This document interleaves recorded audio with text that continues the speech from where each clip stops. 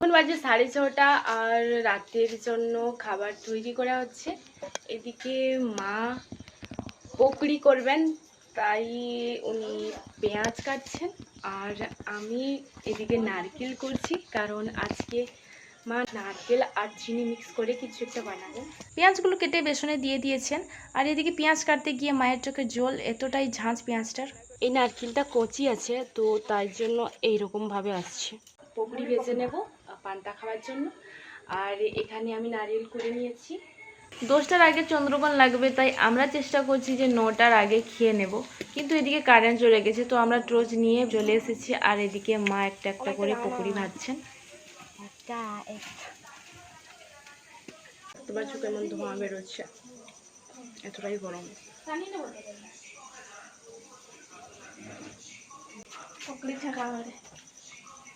মায়ের হাতে সবকিছু রান্নাই আমার যাই হোক না কেন, নুন তেল ঝাল পেঁয়াজ কেটে দিলে হলেও আমার কাছে অমৃত। আজকের বাকি ব্লগটা আমি নেক্সট ভিডিওতে আপলোড করে দেব।